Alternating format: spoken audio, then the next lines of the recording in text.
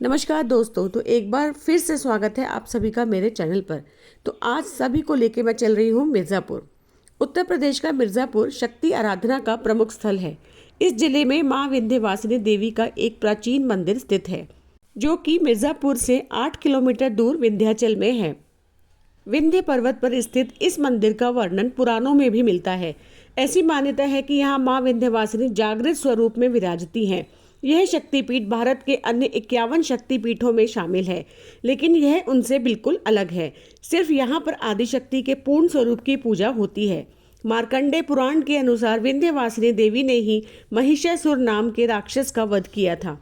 इसी वजह से यह आज भी शक्तिपीठ के रूप में यह मंदिर आस्था का बहुत बड़ा केंद्र है। माँ विंध्यवासिनी एक ऐसी जागृत शक्तिपीठ है जिसका अस्तित्व सृष्टि आरंभ होने से पूर्व और प्रलय के बाद भी रहेगा।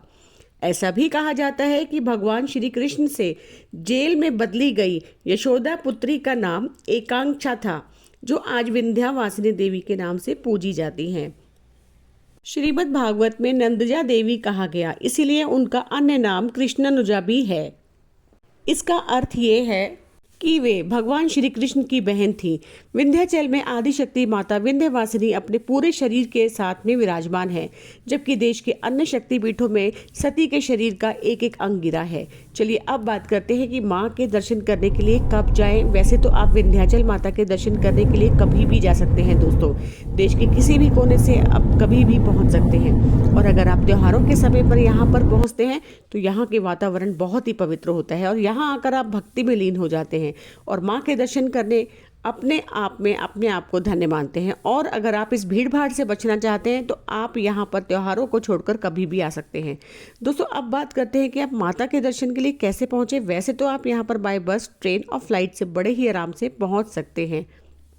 और अगर आप ट्रेन से आ रहे हैं तो निकटतम रेलवे स्टेशन जो खुद विंध्याचल है, लेकिन अगर आपको यहाँ के लिए ट्रेन नहीं मिलती है तो आप मिर्ज़ापुर रेलवे स्टेशन के लिए भी ट्रेन ले सकते हैं दोस्तों, क्योंकि यह रेलवे स्टेशन देश के सभी बड़े रेलवे स्टेशन से बहुत अच्छी तरीके से जुड़ा हुआ है, जिससे आप दिल्ली, मुंबई, चंडीगढ़, हरिद्वार और बड़े शहरों से आप यहाँ पर पहुँच सकते हैं। मिर्ज़ापुर रेलवे स्टेशन से विंध्याचल मंदिर की दूरी लगभग 8 किलोमीटर है, जिसे आप अपने ऑटो के द्वारा जो कि मतलब एक साधारण सा 20 और 30 रुपए में मतलब किराया लेके आपका पूरा कर सकता है। और यदि दोस्तों आप फ्लाइट से अगर विंध्याचल आना चाहते हैं तो सबसे जो नियरेस्ट एयरपोर्ट है वो है वाराणसी, जो कि देश के अन्य शहरों से वेल कनेक्टेड है, जिससे कि आप दिल्ली, मुंबई, कलकत्ता, लखनऊ जैसे शहरों से आप फ्लाइट पकड़कर वाराणसी एयरपोर्ट तक पहुंच सकते हैं। और इस एयरपोर्ट से विंध्याचल की दूरी लगभग 73 किलोमीटर है, जिसे आप बस से या शेयरिंग टैक्सी से इस दूरी को तय कर सकते हैं। यदि आप वाराणसी एयरपोर्ट से विंध्याचल के लिए बस लेते हैं तो उसका किराया 150 से 200 रुपये तक का होता है और शेयरिंग टैक्सी का किराया लगभग 300 से 400 रुपये तक का होता है।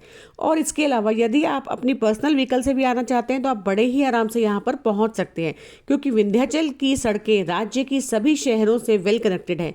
और साथ साथ आपको जगह जगह होटल, रेस्टोरेंट्स, पेट्रोल पंप्स और बहुत सारी खाने पीने की जगह यहाँ पर आपको देखने को मिल जाएंगी।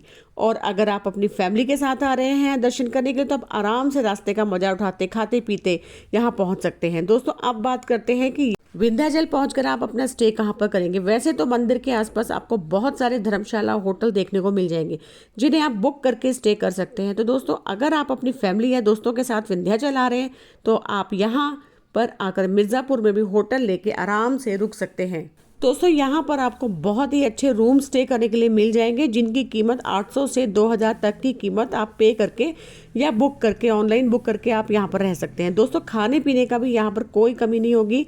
जहाँ पर आप स्टे करते हो वहाँ पर भी आसपास आपको बहुत सारे ऑप्शन मिल जाएंगे खाने पीने के। और यदि आप मंदिर के आसपास ही खाना चाहते हैं तो वहाँ पर भी आपको बहुत सारी खाने की दुकानें मिल जाएंगी, जिनकी कीमत भी बहुत ज़्यादा नहीं होती और आप भरपेट भोजन कर सकते हैं। अब बात कर रहे हैं कि आप माँ के दर्शन कैसे करें।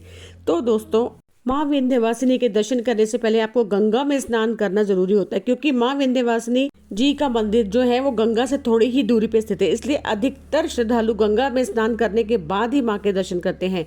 मंदिर में दर्शन करने आने में आपको बहुत सारी प्रसाद की दुकानें जगह जगह मिल जाएंगी दोस्तों, और जहाँ से आप प्रसाद खरीद सकते हैं, दर्शन कर सकते हैं। यहाँ पर आपको प्रसाद 50 रुपये से 2100 रुपये तक का मिल जाएगा दोस्तों। आप अपने बजट के अनुसार प्रसाद खरीद सकते हैं और दोस्तों यहाँ पर दो तरह से आप दर्शन कर सकते हैं, और वो है झांकी दर्शन और दूसरा है वीआईपी गेट से।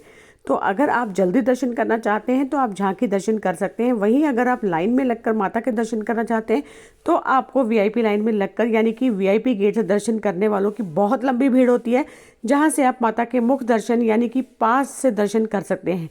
इसमें आपको 1 से 2 घंटे का समय लग सकता है। यहाँ पर दर्शन करने के बाद आपको बाबा बटुक भैरव के भी दर्शन करने होते हैं, क्योंकि बाबा बटुक भैरव माता विंध्यवासिनी के कोतवाल के रूप में जाने जाते हैं, जिससे नवरात्रि के दिनों में यहाँ पर काफ़ी तांत्रिक अपने तंत्र मंत्र साधना के लिए भी आते हैं दोस्तों। और दोस्तों, माँ विंध्यवासिनी आप सभी के ऊपर अपनी कृपा बनाए रखे। तो वीडियो कैसा लगा, और वीडियो अगर किसी भी रीज़न से आपको अच्छा लगा हो तो लाइक और सब्सक्राइब करना बिल्कुल भी ना भूलें दोस्तों। इसी के साथ आप सभी को बहुत बहुत नमस्कार।